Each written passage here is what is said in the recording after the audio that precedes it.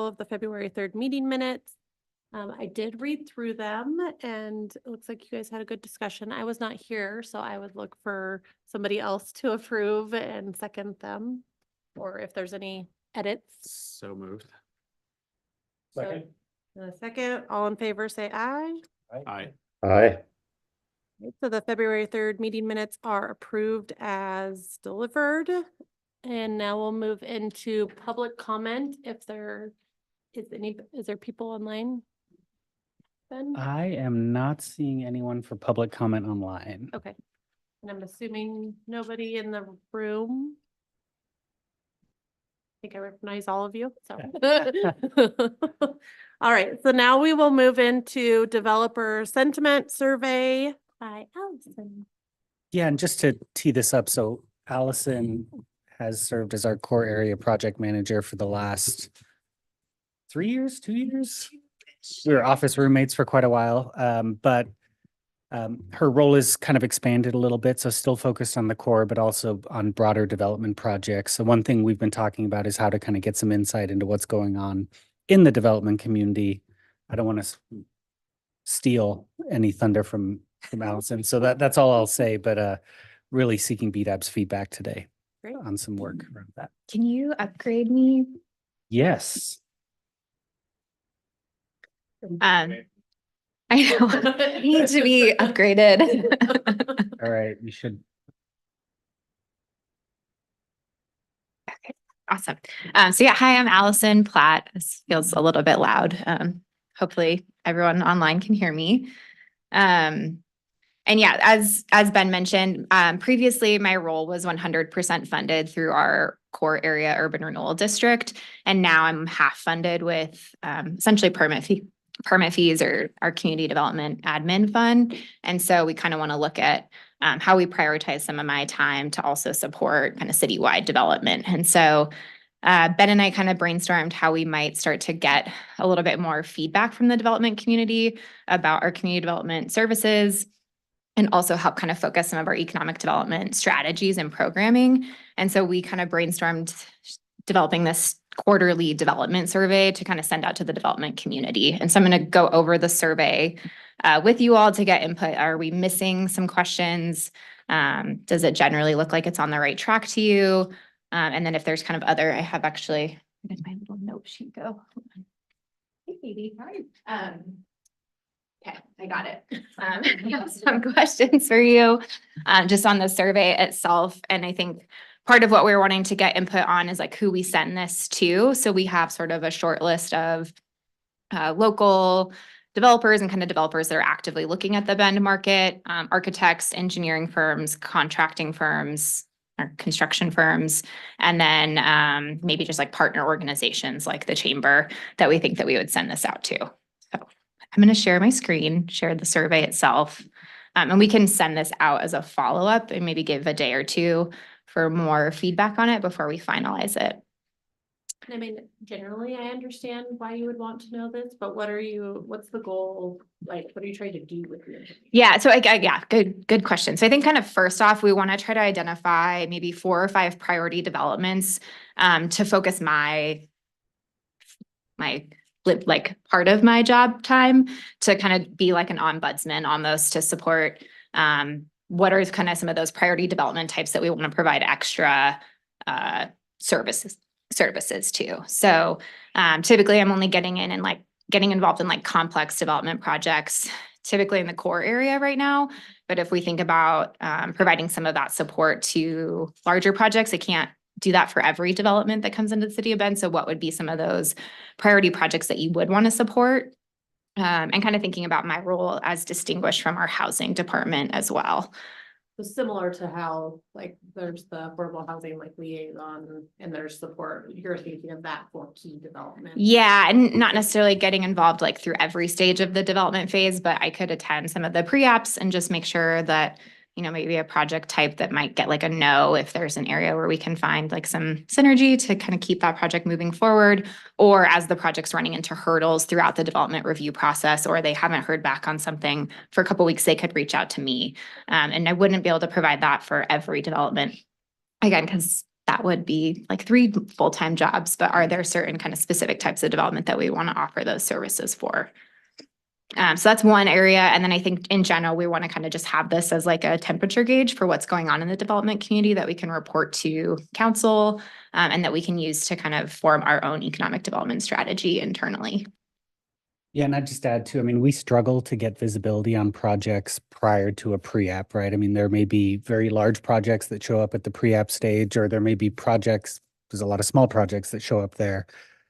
So I think part of the goal here too is if we can figure out where some projects sit that maybe aren't quite ready, they're cooking. We're talking about incentives right now internally. We'll start talking about incentives with council over the summer as kind of what happens after MUPD, given that program's been paused. So I think this is a way to maybe also cast a hook, a fly out there and just, kind of get developers talking to us a little earlier. What do you need? Where are the burdens, barriers, those sort of things? So the first question is kind of just a general temperature gauge on the market, on the Bend market itself. So how are you feeling about the opportunity for your business in the Bend market?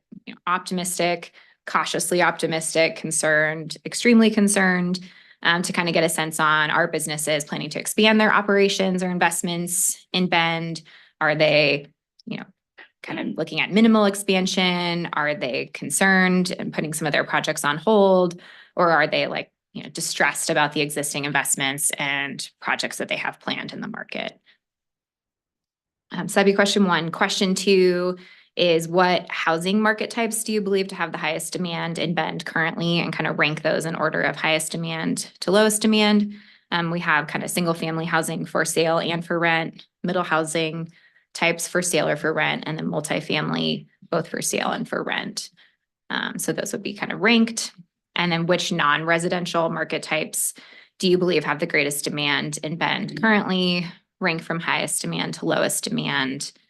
And those kind of include shopping center retail, other retail, hotel, motel, healthcare, flex space, office, professional services, industrial manufacturing, recreation, childcare, education. We might be missing some types on there. So if you think of any, feel free to let us know.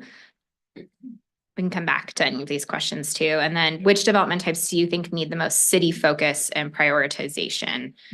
So rank in order of highest priority to lowest priority. There would not be an 8 in single family housing in the final version. Just saw that. Middle housing, multifamily housing. We also included like affordable, middle income, and extremely low income transitional housing as categories, and then all the same non-residential types that were included in the question above.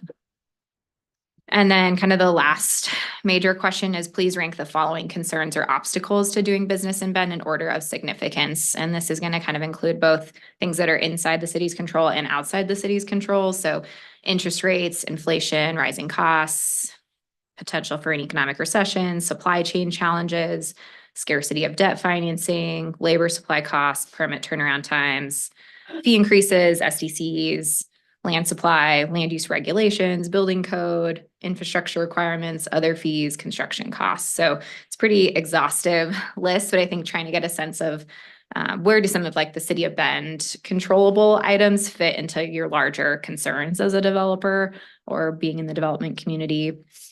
So the question here is to rank these. Mhm. The order. Okay. Yeah.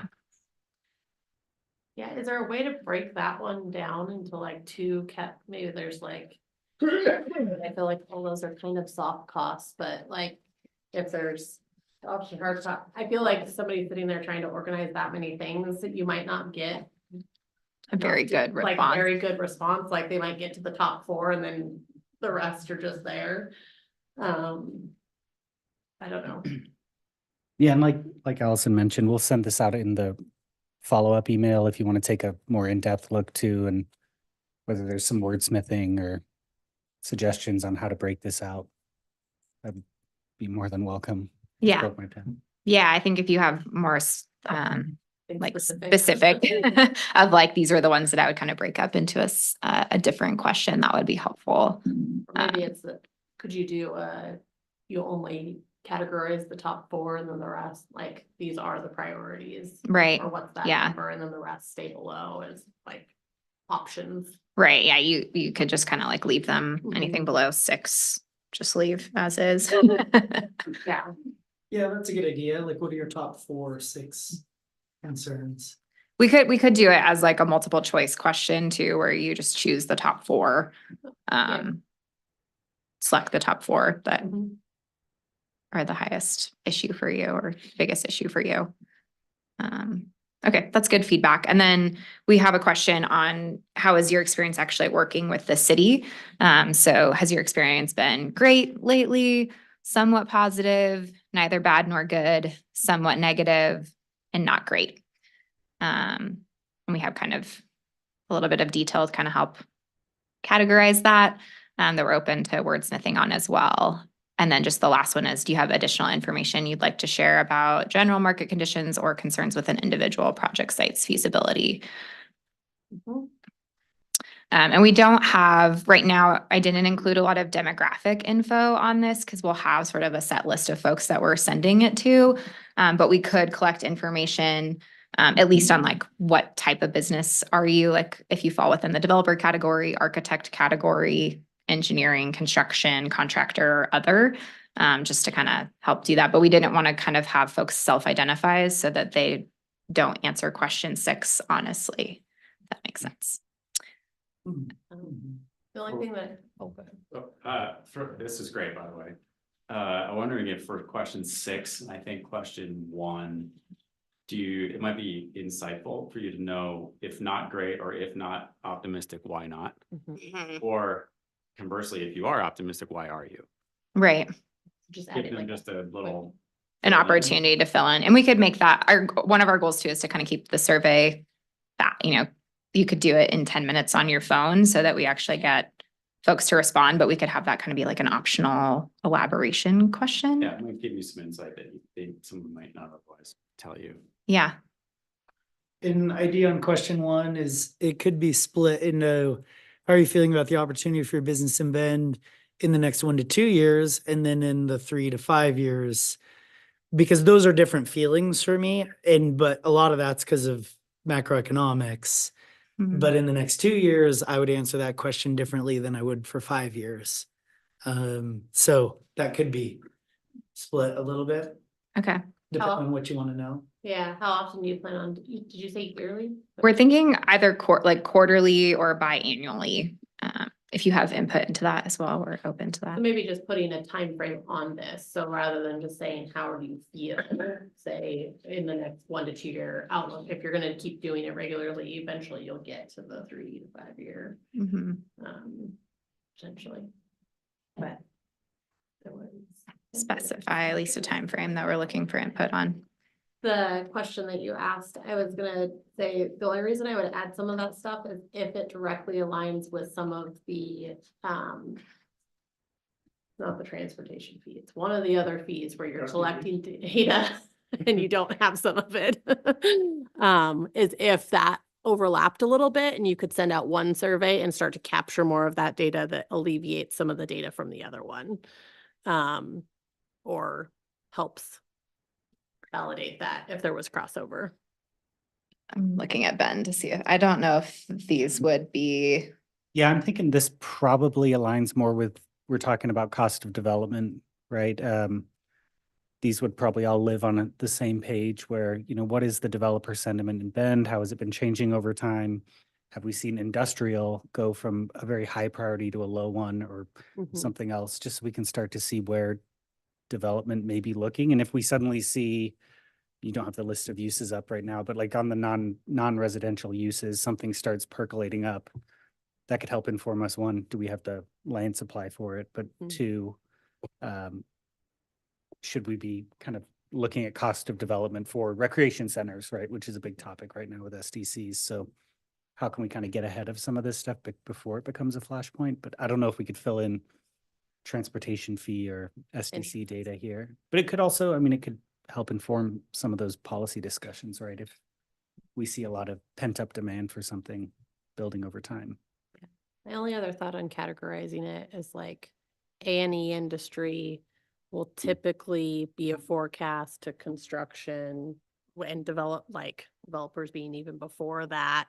So if you knew which category your sentiments should, in theory, align or have a ripple effect. So you could use that data from that. Are you all generally supportive of kind of sending it to a broad, like not just the developers, but to architects, engineers, like contractors, brokers? Too. I think that's a good idea. Yeah, I think that's a good idea. It's like a building industry sentiment indicator. Mhm. Yeah. Would it be helpful, and I don't know the answer to this, does the chamber or EDCO do something similar in terms of general business sentiment? If not, would it be a good idea to partner with the city to do this, to help get word out, to get people to fill it out, like your memberships, that kind of thing? Would that be? We will typically do. Oh, great. So your logo's on it, city's logo, that kind of thing. Also willing to partner and send it out to our members. Absolutely. Yeah, we do that. Yeah, broader is better.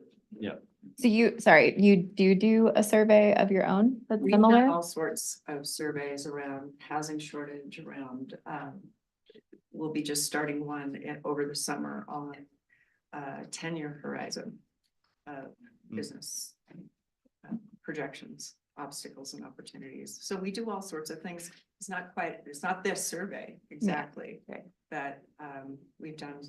We have channels out there and we've often asked the city to send our surveys out and they have. Mhm. So happy to reciprocate. Okay. Yeah. Any other feedback? So what's the timing? You're gonna send it out, I mean, for some feedback first, but then you're gonna publish it and wait 2 weeks, a month? In probably 2 weeks. It's going to be a relatively small stakeholder list still, right? I mean, this isn't for any business owner. You have to have some expertise. yeah. So yeah, I think 2 weeks. Yeah, I think we Share could that have the results at the next meeting. results by the next meeting. Great. Mark has it. I see Mark raised his hand. Yes, This, Mark, go ahead. Hi there. I'm just curious, a couple things. One is how it's going to get distributed, what the distribution list looks like, and how we're going to get to folks. You had mentioned at the top, you really wanted to see folks who don't necessarily always do business with our region. And a follow-up or a second to that is, how are we incentivizing people to spend the time we'd really like to have them spend filling this out thoroughly? I think that's one of the problems I suffer with is when I'm handed things like this, I often give them, it goes to a lower end of my to-do list. And when I get reminded enough times, I might do it, but I'll do it quickly. Yeah, so I think to answer the first question, right now we have sort of an internal list of folks that we're planning to send this out to. And most of it are developers that have engaged with the city in some way. So maybe they haven't completed a BEN project, but they've at least had a pre-app on a BEN project. And that's kind of more in the developer range. So if there are other developers that are out of state that BDAB wanted to expand this list to, we would need to do a little bit more work to identify what that list would look like. Right now, it's kind of folks that at least have some relationship with the city of Bend. So that's kind of the answer to question one, Mark, and happy to take more input on that. And then your second question, I think we're planning to kind of distribute it and kind of show folks, like send it in an email so folks can see who this list got sent to, and also give them the opportunity to suggest if they think it should be sent to somebody else that we didn't include on the list. And then, that's the goal of kind of making the survey hopefully doable within 10 minutes. And I think kind of our hesitation to add a lot more questions to it, because we do want it to be able to be something that folks can do fairly quickly on a regular basis. And do you plan to remind folks if they don't respond within a certain amount of time? We can do that. I mean, I'll say in terms of incentivizing, it's a little difficult. I mean, if we were to send, say, an exclusive report, follow up to anyone that took the survey, and if we broke the survey so the email wasn't attached to any responses, we could certainly do something like that, but anything we touch is a public record, so it wouldn't. It's not very exclusive. Yeah, you just have to email Allison and He'll send it to you. But, I mean, that could be kind of a touch point afterwards to hopefully, you know, as this thing goes on for a couple of cycles, there's some value to see where development interest is, right? And at least get a first look at it instead of having to remember to email Yeah, I mean, someone on our team. I think that is a benefit. I mean, to be able to participate and then also see what the general sentiment is. So you'll receive a copy at the end. Mhm. I heard free pizza party. Is that? If you fill out all 4 in a year. Teasing. Yeah, Uh, I don't think legal would like Right? that. Yeah. Elizabeth perked up.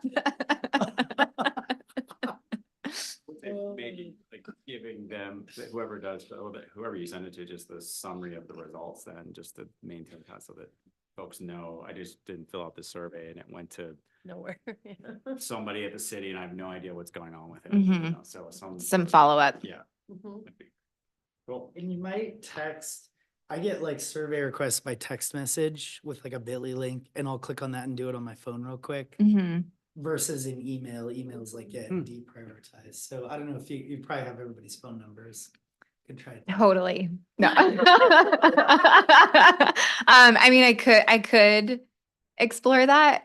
Yeah, I'd be curious. We could look into it. We could look into it. Yeah. Maybe we could like in the first one, send by email and say, if you'd like to opt into this by text message, we could offer that as like a follow-up. I need to look at MailChimp's People let you do it. offering too. There's a couple of services that'll do text messages like that. Yeah, I know that MailChimp, you can at least send like reminders if folks haven't filled it out. That's pretty easy to do, but I haven't looked into the text options yet, but we can explore it.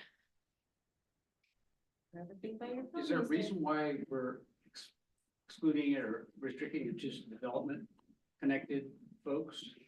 I think because Cyrus's role is really business advocacy, and we're kind of thinking that mine would be distinguished in more of like development or large development focus. And so Cyrus has different communication channels to engage with the business community, and we already have a pretty strong connection with the business registrations and contact information for that. But I mean, I think we could explore more business focused surveys too, and we have done that in the past. But this is really to kind of identify what are some of more of those priority development areas that we should start prioritizing staff resources on. Who do you think it should go to, Don? Well, I think it's a really important group, but these are the groups who are creating new stuff for the most part, right? Whereas sorry, I always forget this. Should I sing and dance? I did. We're exploring at EDCO some way to get more contact between the city and the business owners. And so these are folks who are struggling with the same kinds of things, only they're not breaking dirt. So maybe this is too broad of a question because this is a nice pointed, really targeted group. But I have these same issues.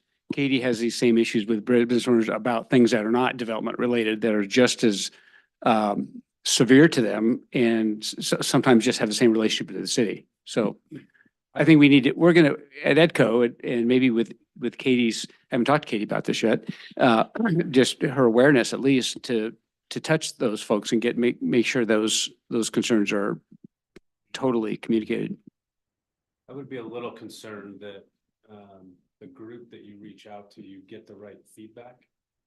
That, if you created this survey and it's specific to the development community, the answers will reflect that. And if you water it down in some other way and hit a broader base, that maybe we don't get the answers that we want from the development community. So, I mean, it seems like maybe this is a great tool to use in the future for other business, and certainly could pull the data out of this and send it to a different group. And maybe that's like, the next quarter or something, maybe it goes to a different group of people so that you get just different information. But I would really be interested to know specifically to the development community what their responses to this are, because that's where I live. Yeah, I agree with you. I think better data is more important than more data.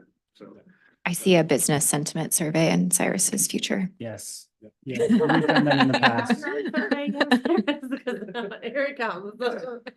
Well, there's a lot of overlap, it feels like, and without diving into this a little bit deeper, but there's a lot of these questions are already out there, right? We've been asking these things through city council and BDAB and at the chamber and other places, right? So what we're lacking is really a good tool to distribute the information back out. There's a lot of people collecting data, but there's not a lot of synergy between the people that are collecting the data to find, you know, where things align or not. And to me, that's the challenge of, you know, of what we're doing right now is collecting all this information. And, you know, I can be involved in some of it, but I may not be involved in the end piece, and I don't get the answer at the end. It's like, oh, they had another meeting about this over here and, you know, shifted the conversation a little bit. So it just, you know, it'd be nice to kind of keep it logical if we can.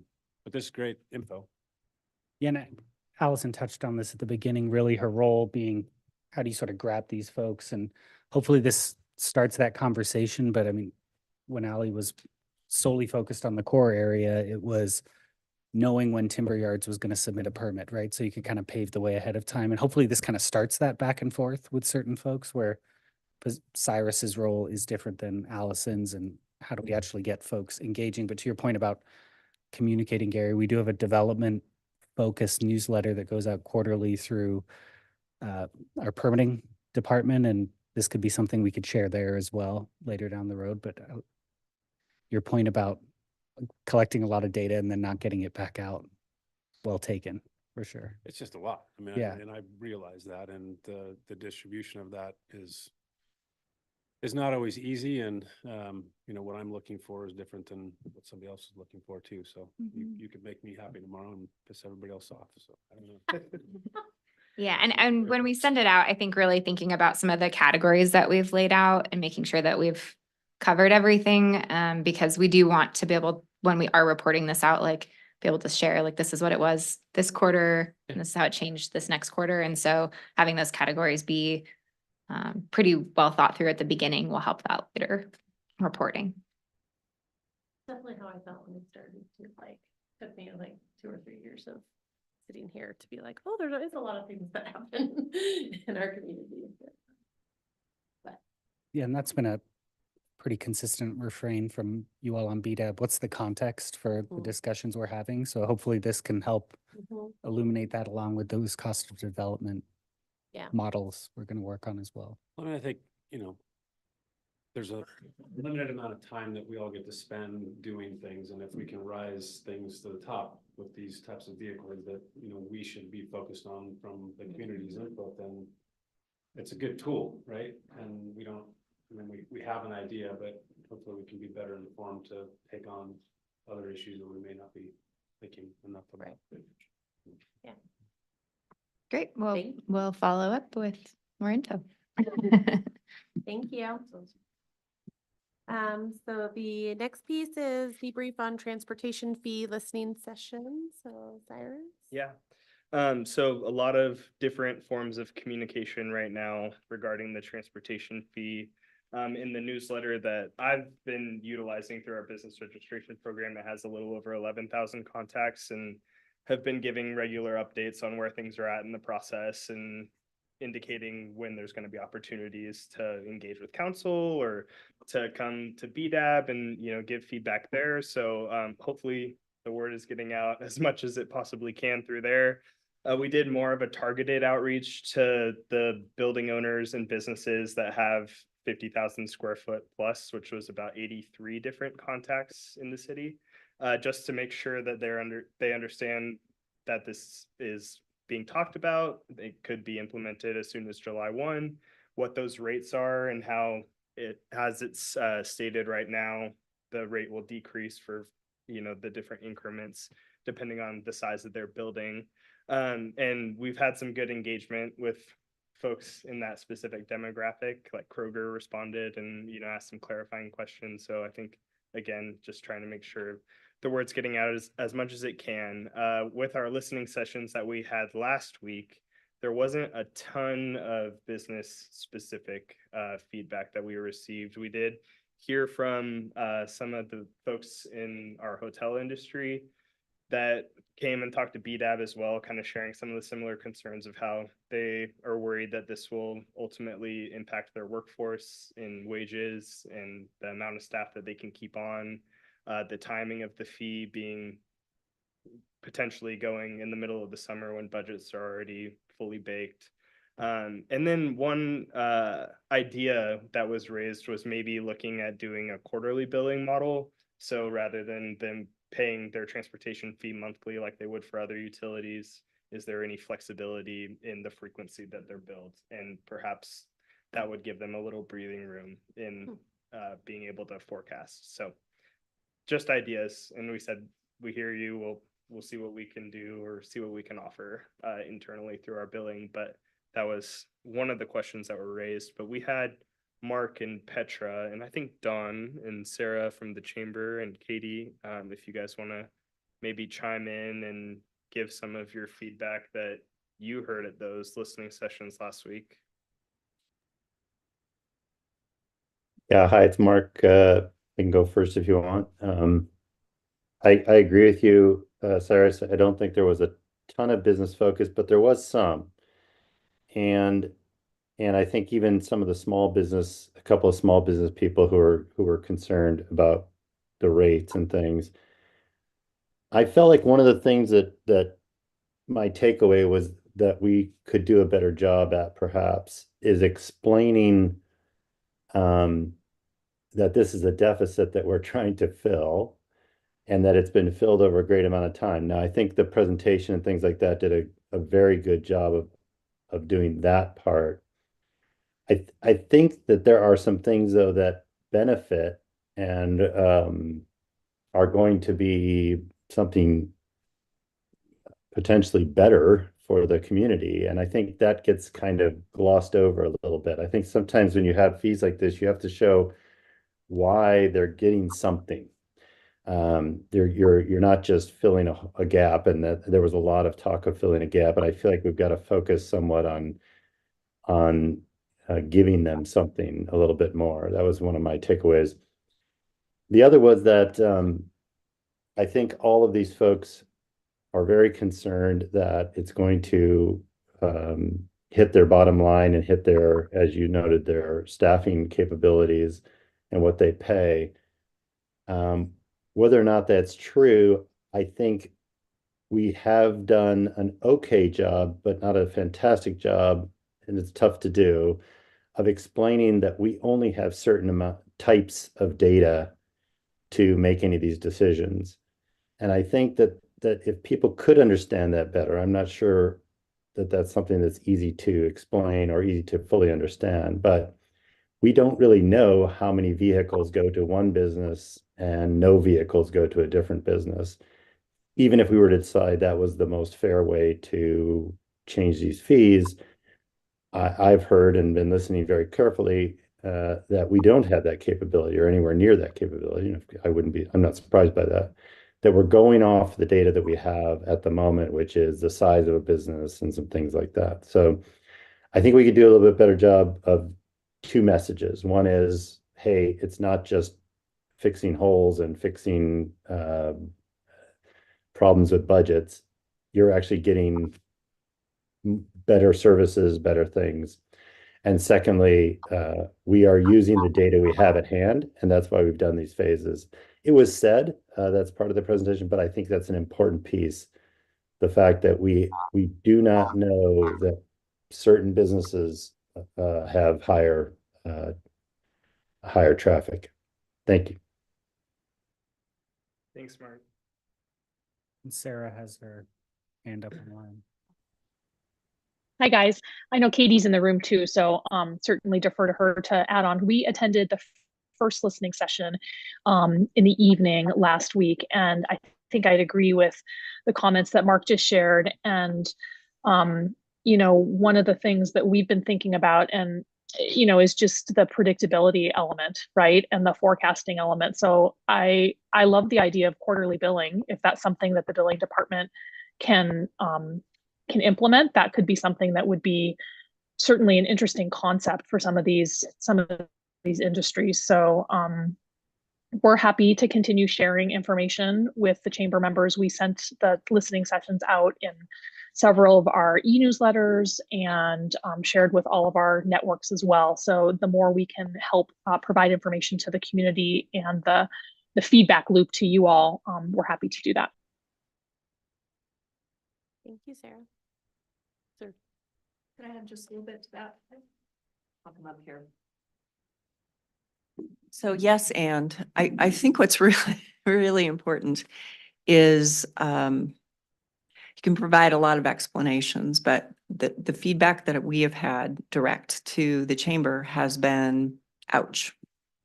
And I think the more that you can say, here's what we're doing with this first increment of money. Here are the projects, here's how we're spending it. Trust equals accountability over time. Using that formula, here's what we're doing with the money and why we need it, along with using that first year as a really significant opportunity to do a couple of things. One is to gauge how you're spending the money and how you explain the need for it that's out there so people can see the value. And the other piece is it's a great period of time to start doing some data collection on these businesses and understanding how they operate a little bit better. And I see intersections with smart city types of initiatives and strategies being developed out of understanding the business sector and how much transportation they're driving, and in what ways. And also to use that opportunity to think of a more elegant, fair, and strategic leaning way of collecting money as you start to do that $10 million and then that $15 million leap. Those two leaps are going to be really hard to do without demonstrable effects of this is what it is that we did with your money, and understanding more deeply what businesses are doing and how they're using the transportation infrastructure in the city, and using that to your advantage for strategic development, and also to make sure that the way you're collecting fees is as fair as possible. And I think once you can demonstrate those two things, it'll help a lot as you start to collect more funds in the future. So that's my input. Thank you, Katie. Just out of curiosity, so obviously the city works on a fiscal year, county, like a lot of government entities work on a fiscal year. I'm assuming general businesses work in a calendar year. Is that a true generalization? I think it varies. Yeah. Depends, but Yeah.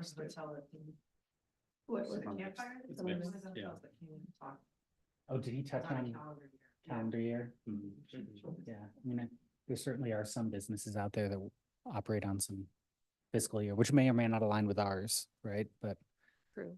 yeah. Yeah. I think that, I mean, I don't know if there's a way to work with that if there was a good bucket of separating, being like, okay, we have to work on a fiscal year, it's July, but we understand summer and January. So your fee will be effective in January. Like now you have time to plan for that, but I wouldn't want to get into now somebody's on February and March, like you're doing a every month cycle. That would be, Yeah, I'm not recommending that. that's been kind of the issue when Cyrus brought up the quarterly billing requests from hotels, which is a cash flow issue, right? They see a lot more cash flow in the busier months. Where our billing and data folks kind of struggle is we can make blanket changes, right? It's very hard to say this business is operating under this billing structure, this business is operating under a totally different one. And that's, some of this has been more of, oh, maybe this is a phase 2 change, right? Where can we add value for hotels, right? Or at least reduce the burden, I should say, by offering quarterly billing. But again, it may be a more of you're all in or you're all out type of thing. I really appreciate your point, Katie, about thinking through that first year and how can the city be, I think what I heard you say is more innovative in the ways that it collects data, understands usage, and then also I'd say how the city communicates or how we communicate this. Sounds like I've heard this at a couple of our meetings already. It's like some version of I don't understand, or I don't know, or I'm not aware, or, and then there's little lower turnout at transportation discussion sessions, that kind of thing. And I just looked on the city social, like the Instagram feed had one thing that said something about the transportation fee. So I think there's opportunities here that the city can, and I don't know if that's the remark about smart cities, I'm guessing it's around that, right? Like, how can you leverage some of the smart cities? So I think that's really brilliant. Like, I think that there's an opportunity for the city of Bend to be creative in the way that it also communicates, but also about, how do we collect data and then communicate that back to our survey conversation earlier. It was about like, well, what are we doing with all this information that we collect? I think that could be a really good test case. I'd love to work on that. I think that's a great idea. But I'd be curious, how are we communicating right now outside of traditional channels, like through social, through like, it's hot right now, like SDCs, transportation fee, yet we should be putting stuff through the social feeds if that's where a lot of folks are getting a lot of their media right now. It's not through emails, to the point earlier. So just a thought. Yeah, and that's something we can share. I don't know the entire communications plan, right, for the general public. I mean, we have more influence and control over business newsletter, certainly work with media around answering questions to kind of drive that that kind of product out there too. I guess that's earned media, right, is the communication Yeah, I mean, term most for it, people but consume media through, we all get it through social, TikTok, yeah, YouTube, all the other channels that I don't know where the city is on all those. I keep telling Cyrus he needs a TikTok. Second that. I mean, in all seriousness, you kind of do, like somebody the city does. I mean, that's how you're gonna reach a whole demographic. Okay, I figured you did, but. The communication. Yeah, yeah. I just don't have all the specifics at my fingertips. Something we could share at the next meeting. I was Just gonna say, maybe we do that with the roundtable and future topics, is Yeah. have somebody come in and be able to share, or even us to share what things are maybe missing, or if we have different ways of communicating, like here, these platforms all exist, sign up, that Mhm. could also, We could bring in our communications team. just to Yeah. let you know how they do Yeah. that'd be great. we don't have a TikTok though. I do know that for sure. So it. yet, Cyrus. There is one more kind of general theme of confusion that has been more of a constant, and it's around the fee schedule, the draft fee schedule that's already been put out for the public to view and weigh in on. I think folks see that and just see the revenue generation goal for phases 2 and 3 and assume that those rates are going to triple for them in each phase respectively, which I think is not a terrible way to look at it, but I think there is going to be variance there because the way that we assess those fees for non-residential is going to change, hopefully, as we start to refine our data and really look at that usage more closely. So I think just for you guys to maybe help communicate, that difference and that assumption isn't necessarily fully accurate. Does that make sense? And then also those fee schedules as they get put out for the additional phases will have to come back to council as well. No, I remember that in the initial, like, reviewing all the information and just seeing those, but the conversation was around, we don't have the data, we can't leverage all of those things that make it disperse differently. I mean, yes, the money is gonna come from somewhere, but it won't be an equal distribution, which may or may not be good news, I guess, depending on where you fall in that spectrum, but It'll be more accurate based on usage and then depending on what your usage is, obviously. okay. Anything, is that everything, Cyrus? I think that's about it, unless anyone has any questions or things they want to talk about. All right, so Sarah and Russ, I think it is you next on SDC and transportation fee updates.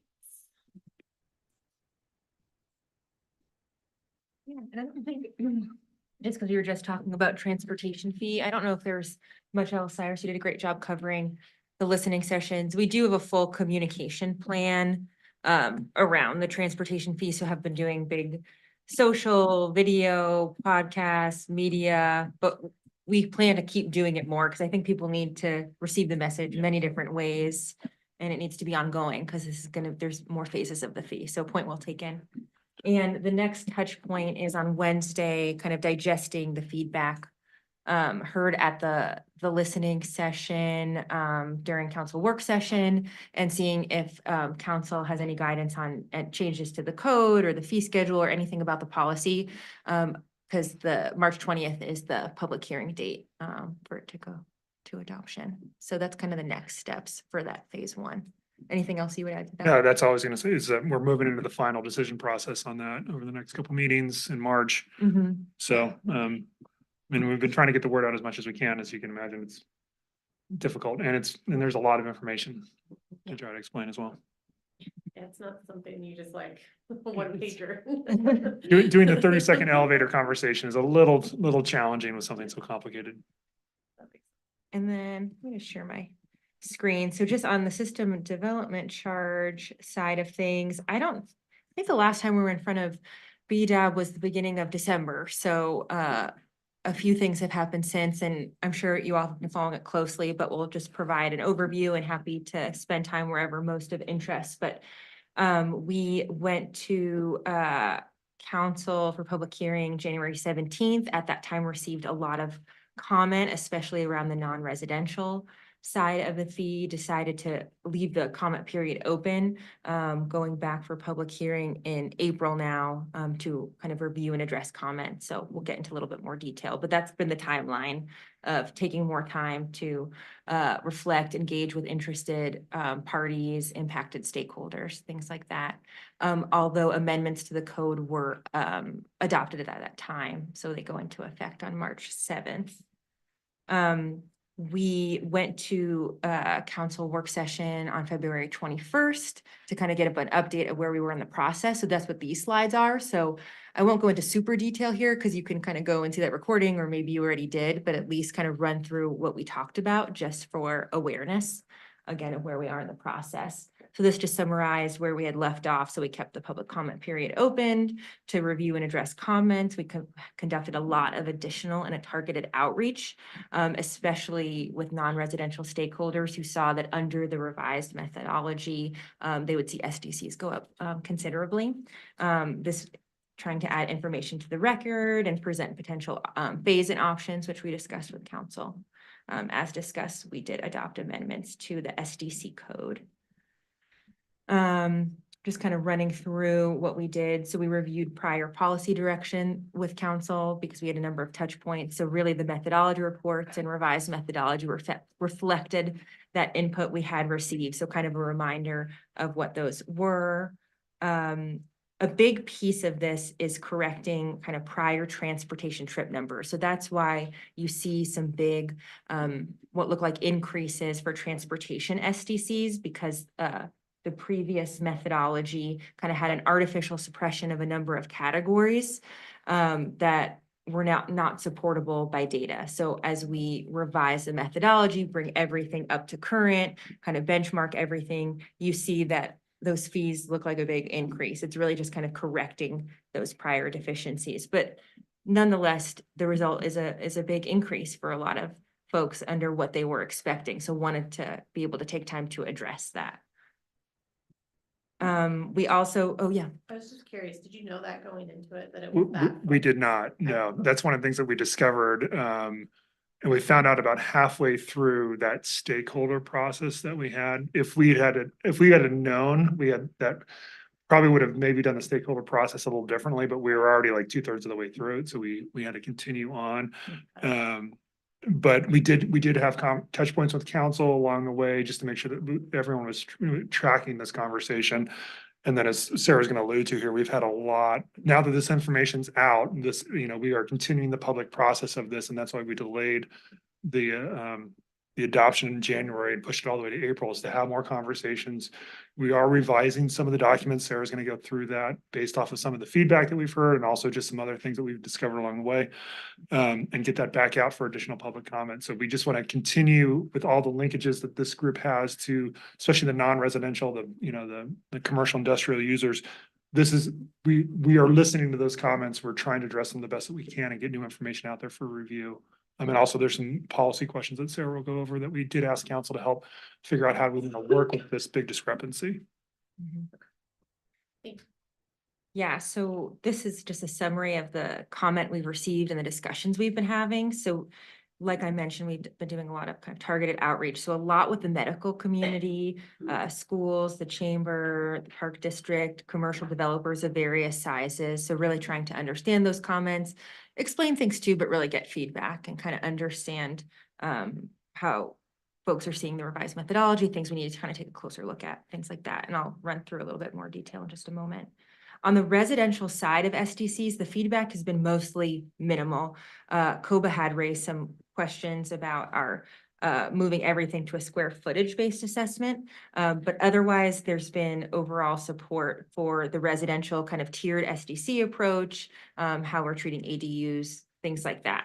Really, the lion's share of the comments has been on the non-residential side. So really the impact of the methodology update to projects that are already in the pipeline, financial assumptions that have already been made, concerns if projects will pencil, requests for phasing in of rates, and then just some general questions about things under the revised methodology as well. And there were some technical comments too that we're also addressing in this time of kind of incorporating that feedback. We took a moment to provide some clarification as well. Again, won't go into full detail here, but just I think it's been illuminating to see that there's just some confusing things about SDCs. So there's an opportunity to provide some more high-level information. We're going to develop FAQs when we re-release the documents and an executive summary of what's changing. I think we reflected we could do a better job about just trying to bring things to a higher level, especially with such a technical subject matter. So that is feedback we hear and plan to address. We also provided some project examples, so kind of reflecting what this group's been talked about, has talked about. You can't kind of just look at SDCs on their own in a silo. It's like this layering of different fees that businesses experience. So we try to really incorporate that by looking at different project examples of when you take SDCs and permit review fees and other fees on building permits, what is that total cost under the current methodology and the proposed? And what is the percent of a total building valuation to put it into context? So here we provide an example of a medical office that has a lot of kind of general office space or like administrative space within that medical building to show that under kind of current versus proposed, you're going from a 6.7% of the total building valuation to 10.8%. So not insignificant. So a little context on this, what we did is we actually went back and looked at actual projects that have been permitted lately or that are in the queue and looked at kind of put them on what the current rate schedule is for all the city fees that are assessed on that permit. So that is in the building permit kind of arena, not just like planning applications, but trying to get a good apples to apples comparison. And we did that on a variety of projects too, and then trying to figure out how do we then associate that to some type of larger number in terms of overall cost. So we took the building valuation number that was on that building permit submittal, because you always have to provide that, and use that kind of as the bellwether to look at percentage of cost. Because a lot of times you can see it's $1,000 increase, but you're talking about a $10 million project, or no, it's more significant than that. We wanted to find a better way to look at the numbers and provide context. I mean, I think that's helpful data, maybe not reassuring. Yeah, but it puts it in context, right? That's the most important thing. Yeah. And we provided a couple other development examples as well. And it's a mix. In some cases, it's flat. In some cases, it goes down a little bit. In some cases, it's a notable jump. So again, trying to provide that context that depending on the development context, you do see kind of a range of impacts.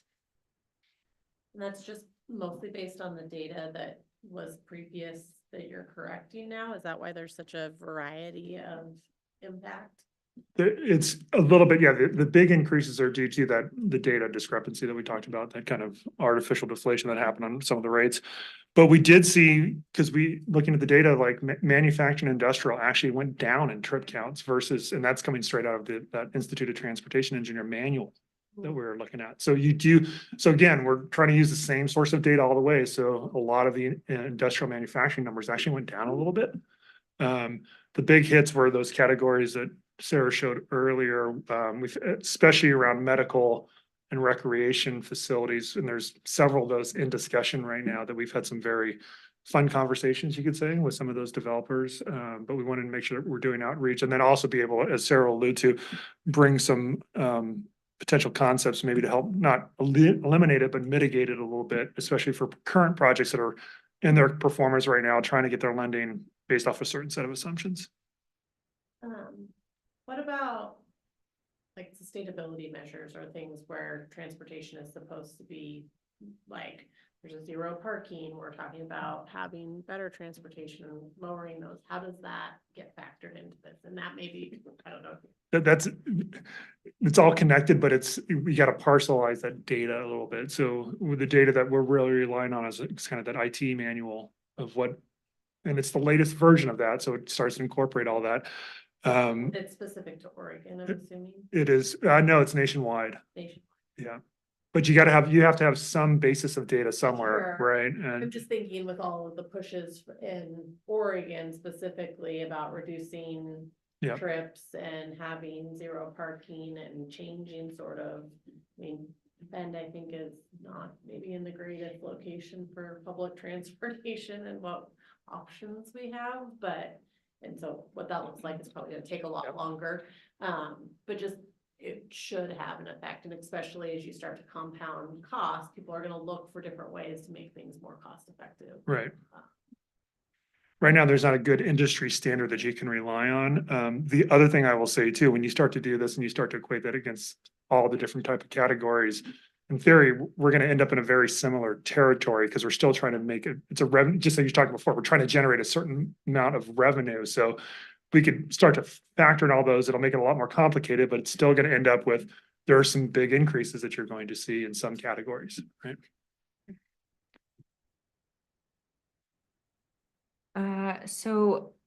A lot of where we spent time at that recent council work session was kind of talking about options on methodology input. So, based on the feedback and comments received, some options for council to consider and revisions to the proposed methodology. One area was around land use categories. So under the revised methodology, we consolidated land use categories for administrative ease. It was really out of date. I know you've given an example before of like the figure salon. Oh, yeah, for the different type of categories that we have, it's not very intuitive how to select your category. So we got some comments on that, and based on that, made some adjustments, kind of a little bit of disaggregating from that consolidation, just based on some of those comments received. And the other big area where we spent time was talking about phasing in fees, especially for folks that have projects already in the pipeline. We also, there's a number of other recommended adjustments. Again, won't go through super detail here, but just to make the point that we are being responsive to those comments and making technical adjustments that will be reflected when we re-release the methodology reports, project list, and fee schedule, along with an explainer document of what changed. But it's not just about the phase in of fees, but also making some technical adjustments as well. But we did receive some good feedback that we are making some technical changes to the document based off the feedback that we received, which is good. That's part of the process, right? And another area where we spent a lot of time, and this kind of has to do with the land use categories, but we did get a lot of feedback from the medical community because that sees a big adjustment under kind of current to proposed, and there was concern about, again, projects in the pipeline and then overall impact to medical services within the community. So discussed options available with regards to some of the medical rates. So we talked about a hospital overlay district rate, which is a slightly reduced rate for medical uses. This is the medical district overlay zone boundary, the map up there within our development code. So having a slightly reduced rate apply there. And then there's a hospital campus rate, which would apply to everything on the St. Charles campus. So council gave direction to move forward with that. There was also a discussion about looking in the future of other areas of the city that would apply under this kind of medical district overlay zone as we build out more medical services in different parts of our community. So that example, like think of the Shevlin Medical area or kind of South 3rd Street where St. Charles set up another area just north of Walmart right there. Trying to figure out, again, it's kind of hard to try to figure out like how do you do that in some of these settings where you could have a variety of uses going in there. This is just a chart that provides kind of comparisons because the medical rate changes under different contexts. So we went into detail with that on that during that work session. If you kind of want to go back, or encourage anyone to view that recording because we really kind of walk through it, but just for the interest of time, I'll skip over that right now. And then we talked about phase-in options, and council provided support for a 3-year phase-in approach. So kind of looking at rates not increasing more than 20% for this upcoming fiscal year, 50% the following, and then full rates after that. So looking at a 3-year, just to kind of acknowledge that we want to mitigate some of this impact to different development types that would be experiencing an increase.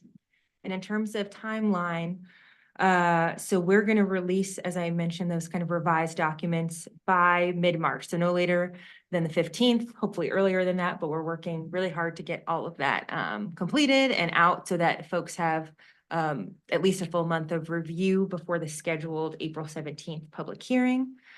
We might also come to council that first meeting of April, just depending on comments received. And then we're looking at July 1st as the effective date. And this timeline doesn't reflect that kind of phased in rates that we just discussed. So keep that in mind too. And then that kind of deferral option would go into effect for multi-unit residential July 1st, all other residential January 1st of 2025. And for commercial July 1st of 2025. So that's kind of the overview of the timeline. Any questions, comments that we can answer? The project list, what's the timing for that? So the project list, basically, the best way to describe it is I'll use the transportation world. We have the transportation system plan that said, here's all the projects we want to complete within the city in the 20-year horizon, right? The project list then looks at what of those projects are growth related. So it's a subset of the overall project list, if that makes sense. So if we've got, $500,000 worth of overall projects we need, and 250 million of that is related to growth related things, that's what goes on the SDC project list. It has high level timing, but the CIPs are more when we're actually going to build the projects. All this is saying we're trying to fund this set of projects or a portion of these projects with SDCs, because there's a growth factor that goes into that as well. A growth percentage. But assuming you have a targeted time frame for building Yes. those projects. So, The 20-year and the 20-year planning horizon.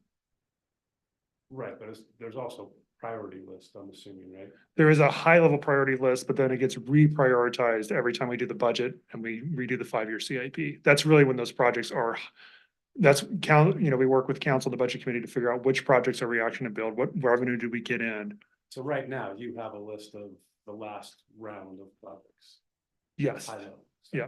And I assume that's what you're gonna produce. Yeah, there's some questions came in around the list, some technical questions that came in.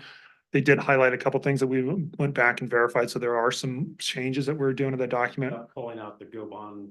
Yeah, most of the Go Bond project, there was like one that was still listed in there that we took out, but yes, to make sure that we're not duplicating revenue sources for those projects. And then also making sure that the list is easy to read and those type of things as well. So back to my first question, when are you gonna produce the project list? It'll be put out with the new methodology in middle March, the next 2 weeks. Mhm. So we had an original list that was already in there. It's embedded in the methodology reports, is that project list. It's all part of it. It's all part of it. And then just so this group knows what we do, and then when someone goes and builds a project, and if one of the projects they need to build is on that list, then they receive SDC credits for it. So that project has to be on the list to receive SDC credits if a development is going to build something.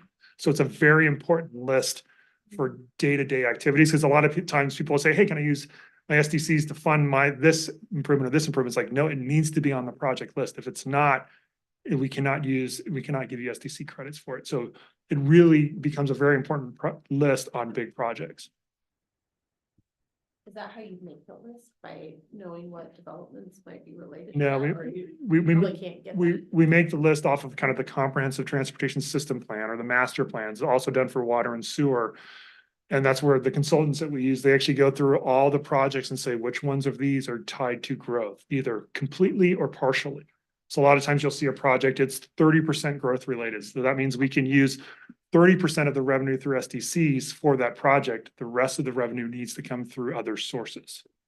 Do you leverage more projects by aligning those two things? Is that even possible? Well, I mean, you have to be based in your methodology to say, is this project a growth related project? Right? And the more projects you put on the list, the bigger and bigger and bigger the number goes on SDCs. Meaning the more expensive it The is. more expensive SDCs are. So you're You're trying not to, trying to do that, but you're also trying to give Yeah. more flexibility. right. So it's a balance, right? There's a balance in there.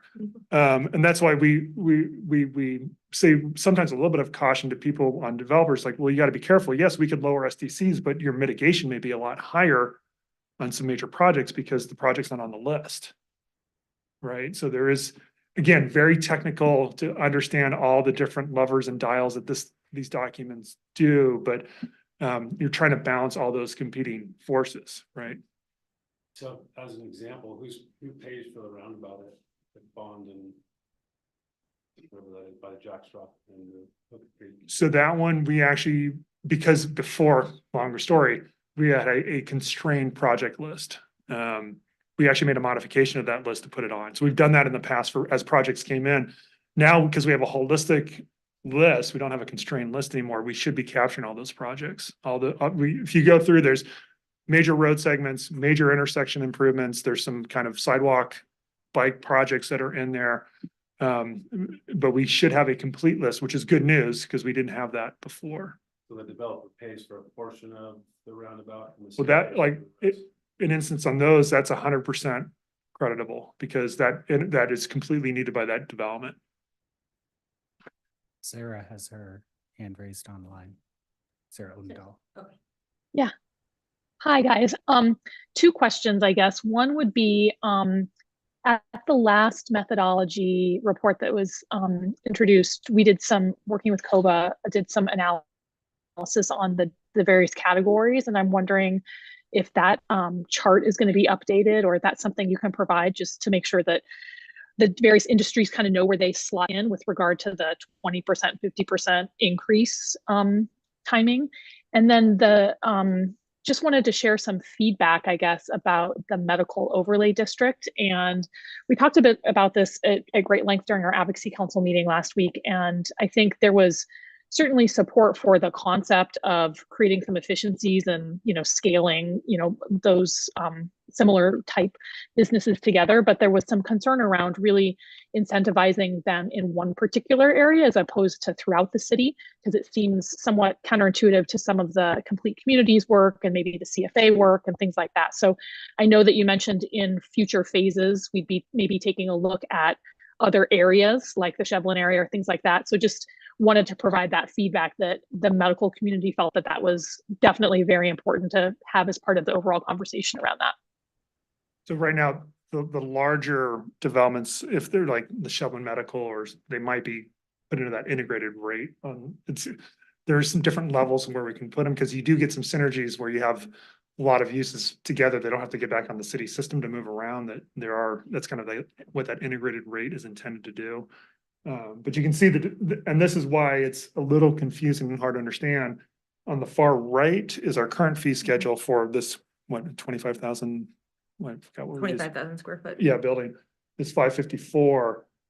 When you compare to, if it's just a standalone building, it's doubling, right? So that it's pretty impactful in terms of what's going on. And again, that was that artificial deflation through policy that we talked about before. You can kind of see there's other categories that we may be able to slot them in depending on the size, scale, scope, and location of the project. What's the definition of integrated again? It's a variety of different buildings that Use. like mixed use. Yeah. It can be horizontal or vertical. Again, think of the Shevlin Medical Center, right? You've got, 10 buildings or 12 buildings in there. And we've made some adjusted to that integrated rate to make, because there were some negative increases that were occurring because we had 3 categories of that integrated rate, like under 50,000, 50 to 150 and over 150,000. There was some disparity in the under 50,000. So we removed that category and combined it with 150,000 rate because some of the feedback we got to hopefully answer some of the questions and concerns that we got. Still doesn't alleviate all the concerns, but again, trying to address them the best we can. Yeah, the hospital district comment, I mean, what Tara just mentioned, it's kind of an interesting thought when you think about community planning and development and that you're pushing for neighborhoods that offer all things. And now you're gonna say St. Charles is the mecca that you can incentivize, and now they're gonna co-locate everything. And they're no longer dispersed, and there's no reason for them to disperse. So what's the balance between, I mean, I think I don't know what the right answer is, but it seems like it's in conflict, and definitely I think there's a lot of support for integrated communities that offer all services, and it takes equity and inclusion into consideration when you're looking at it that way. And so to incentivize a hospital or a district and say that's where we're gonna put the incentives and discount it doesn't really make sense. I agree with you. This is looking at it from a pure, You know, if you think about this is looking at it from a purely technical, from a technical standpoint, because if you think about, if you're going to the hospital center, you're probably going to go see your x-ray person, you're a specialist, and you're, you know, and maybe an action in the hospital. They're all in the same area. So you're not driving to these different locations around town. That's what the data shows. Now, from a policy level of where we want to encourage and incentivize types of development, it's a different question than what the data source that we were using to come up with this information is from, if that makes sense. They understand, yes, I hear you, but I think that's an old model that's changing. I can add something to this because I talked with our transportation engineer about this exact question after the council meeting. Elizabeth Oshel, I'm working on that project with these folks as well. And it's really, the way he put it was looking at trip length versus number of trips. So what the data shows is you have fewer number of trips, even though they may be longer, to get to medical uses that are grouped together on a hospital campus or an overlay district. That's what the nationwide surveys show, is that's a lower total number of trips going to that type of development. The policy question, do we also want fewer or sort of shorter trips going to more dispersed locations around town? So they're looking at, they're counting different things, maybe both of which are desired policy outcomes, but the justification behind the overlay district and the campus rate is looking at number of trips in the aggregate in that nationwide data in those surveys. So it's different policy outcomes, different data you can look at, but that's where this particular overlay comes from, is looking at number of trips versus length, which I think is more of that dispersed development that you're talking about. Focusing on length of stay and what you would need during that stay. Right, number So of if times I you have am to get. hospitalized and I need all of those services, Right. how long versus which a lot of stuff is moving towards outpatient care, then you're going to all those places anyways. Right. Yeah, exactly. Which may or may not be on the same campus. May or not, and are you, and the theory is, are you having to get on the city, how much are you having to use the public system to get around? Because that's what we're trying to base the impact of this, of SDCs are, is what is your impact to that public transportation system, water system, or utility system? Yeah, and there's, I hear what you're saying. I and again, this is one of the things around these methodologies, is you have to choose some basis of how you're doing this, right? And we're kind of using an industry standard to do it, because we don't have all the localized data. Like, one thing we've been asked is, why can't we just use traffic study numbers for just determining your SDCs and your trips? Well, not every project that we do generates a traffic study.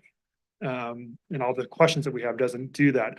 And then we need more staff to review it, and there's a lot more questions that come through with all that. So trying to find a methodology that you can rely on, that is based on some fundamental technical criteria, is really important. And that's why where we are. And also just want to reiterate that we've also, when you look at what we're charging for like medical and other things compared to other cities, we are in alignment with them more with the new methodology than we are on our current methodology. So we're not an outlier compared to the rest, other cities in the state in terms of what this is. But when you look at today and tomorrow in a bin lens only, yes, it is significant, but it's not significantly higher than what we're seeing around the state. in other cities, if that makes sense. What happened if you didn't have an overlay district? Then you'd be in one of the other, we'd have to slot you in one of the other categories. So it'd be higher For that particular. for that particular use.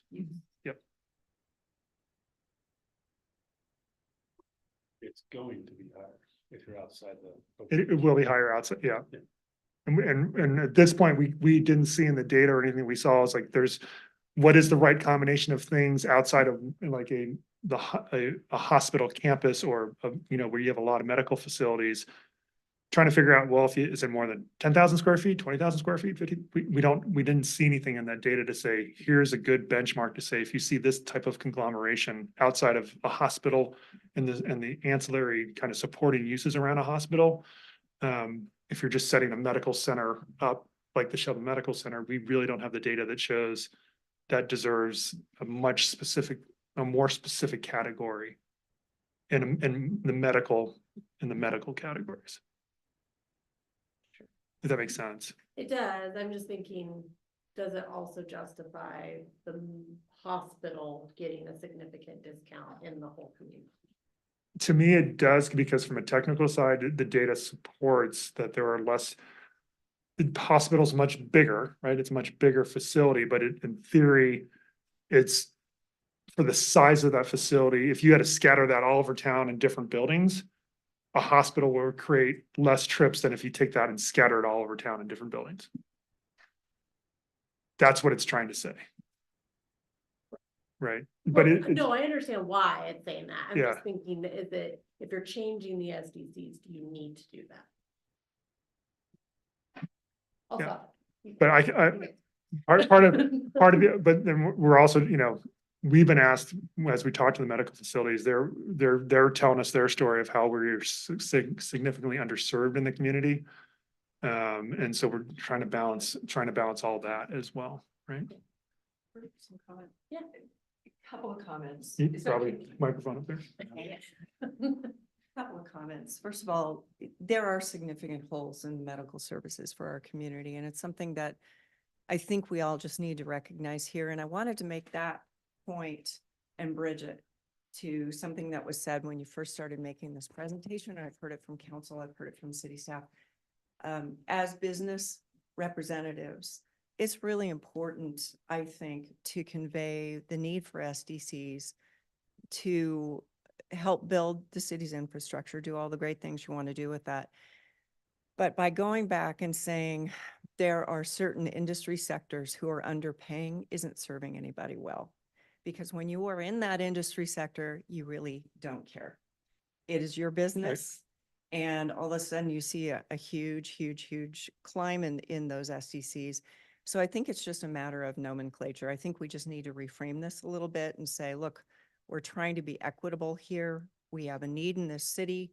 And unfortunately, some increases are going to be higher than others. But really, from the business experience, being told that your industry sector is underpaid forever and we don't know why, and somebody made a bad decision doesn't help. Doesn't help us absorb it and feel really supportive of it. But I also think that when I look back at some of the reasons why some of those industry sectors like medical may have been paying less is because of strategic decisions by somebody before the people who are sitting in these seats now. And it doesn't mean it was a bad decision. It might have been, but it might have been a really good decision. And I think what we're hearing here about the medical community is that is a community health need. There's a different layer of considerations that go into some of these decisions as we move forward.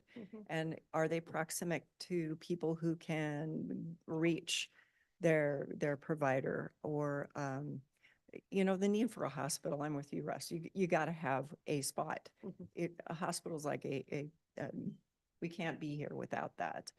But there are also needs for like elderly services. There are no what do you call that? There's another word for it. Docs for old people. That is a technical term. But that is one hole that we have. Geriatric. You get $1. And geriatric med. medical community is pretty thin here. So there will be times when council may choose as a policy to lower and incentivize ADUs or incentivize certain types of medical facilities. And it's okay to do that if there's a strategy behind it.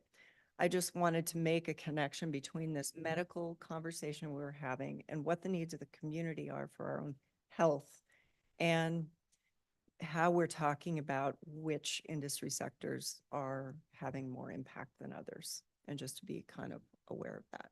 I really like what you said, because I think that, that aligns so much more with what I clearly couldn't articulate like that, but just in the sense of, yeah, we have childcare, we have affordable housing. Those are things that you guys have chose to incentivize and reduce SDCs and do that.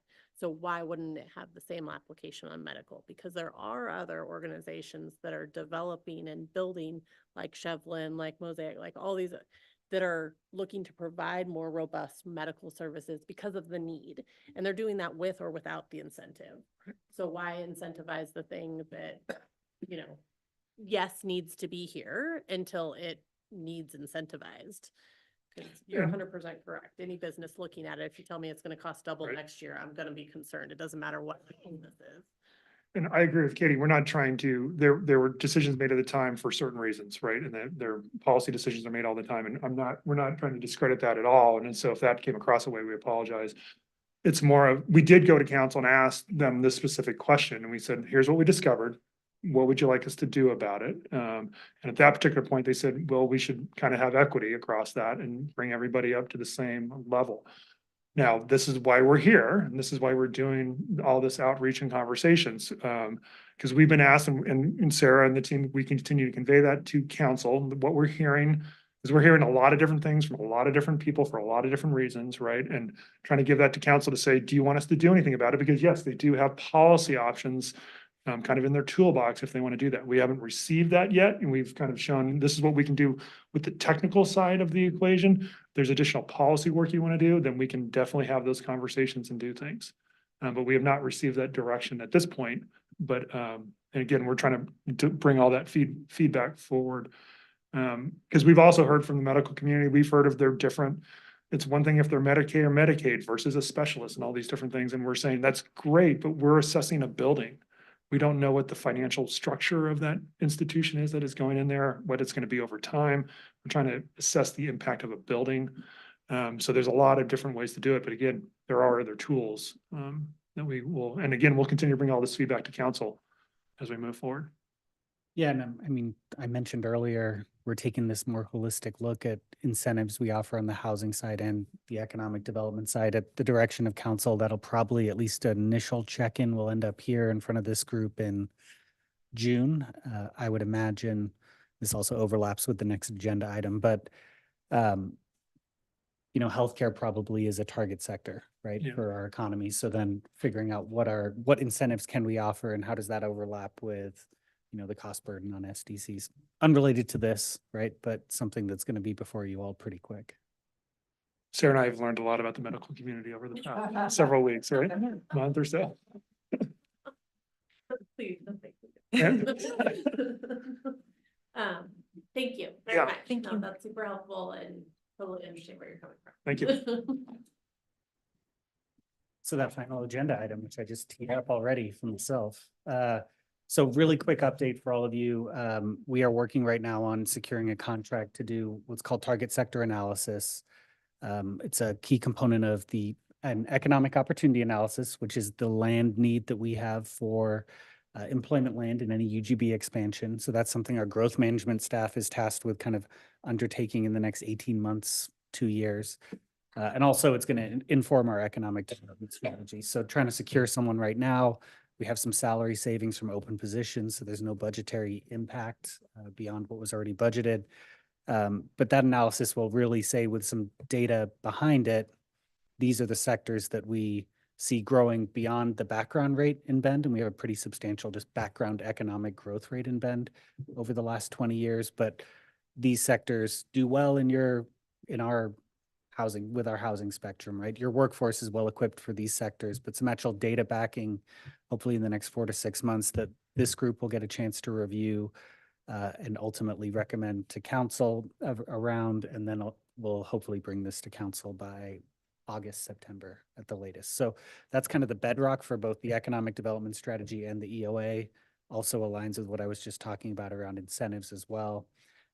So wanted you all to know that the economic development strategy is not on the back burner, but really trying to kind of get some data backing to start that conversation instead of a full universe of which industries do we want to incent, which ones make sense, which ones are already growing here in Bend, what do they look like?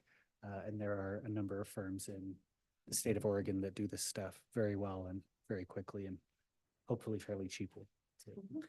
But I'll keep you in the loop as we kind of move forward over the next month or so, but going to try to use that first before we start having working groups and roundtable discussions and those sort of things. Sounds good. Roundtable and future topics. I think one thing that we did as staff just want to bring up is a temperature check on Mondays at noon for meetings. Heard from some folks that maybe BDAP isn't your favorite way of starting the week. Maybe it'd be easier to kind of get a couple more days into the week before we do that, but we'll include that in the wrap-up email after if you do have a preference. I get the vibe noon to 2 typically works for folks. It's a little easier to kind of jump out, but we can also open up the timing as well. Works for me. It's on my calendar now. Has been for like 2 years. Good. That's good. That's a relief.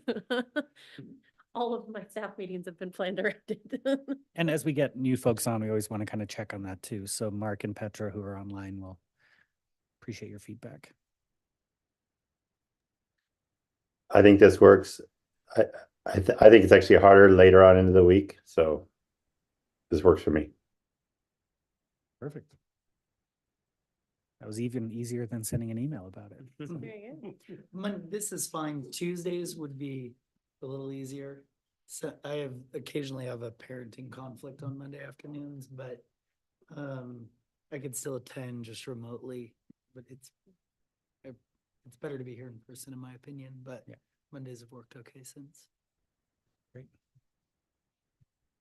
All right, well, if you have any thoughts, we'll include that in the wrap up. And yeah, I guess the rest of the time is just any feedback on things you would like to see on future agendas for discussion. Parking downtown came up at the last meeting. We should have someone from Tierney, downtown business owner. We should have an update in April or May, just kind of where things stand, why certain decisions have been made, where the strategic plan we have for parking sits, all that sort of stuff. Everyone loves talking parking, so yeah. I know there's been a lot of changes, but I remember it's been a couple years. And I think maybe it was just from being in here and hearing what the plan was, and now it's like, so it has changed.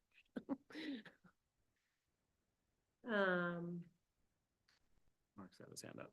One of the things that kind of came up on the residential side through these transportation fee discussions or listen-ins was the fact, a reminder at least that went out, which I thought was very good, of the fact that Bend has some low income capabilities to deal with perhaps some of the issues around the transportation fee causing some undue harm. But it made me think, do we have anything like that for not necessarily even a disadvantaged business, but a business that's struggling maybe a little bit right now? I don't know how that proof would go or anything, but I didn't feel like there probably is anything for a business that's having a bit of a struggle right now to deal with these new fees. Yeah, and that's something there is nothing like that right now, Mark, on the utility side for commercial accounts. Certainly something we could talk about. It's a little different there. There aren't the same sort of benchmarks around if you're below this income level, you're disadvantaged. Right. We are talking about underrepresented businesses and certain things around procurement. Could maybe start with a more holistic discussion of that as well, and how some utility assistance or transportation fee assistance may fit in there. So yeah, stay tuned. We'll see what we can dig up. Thanks. Hi, just on the topic of future conversations, at our last chamber board meeting, Stephanie Bettridge let us know that council is going to be having a work session to talk about the community climate action plan and the sequencing for electrification conversations. And I know that is going to be of significant interest to the business community. So maybe that could be something that could be put on a future agenda just to get this group up to speed about the process and the timeline and what's being discussed. You said electric something. Electrification. So like a move from natural gas to electric utility. Got it. Okay. Helpful. Got it. Too much AI on my brain. And that's something we can get an update here for sure. We talked about the communications piece, if that, I know we discussed that earlier, but any other topics? All right now. Not enough? Nope. Yeah. All right. Yeah. I think last time you guys adjourned at 1:32, right? Yeah. Meetings in 2024 are more efficient, I'm telling you. There we go. All right, everybody adjourn. Thank you.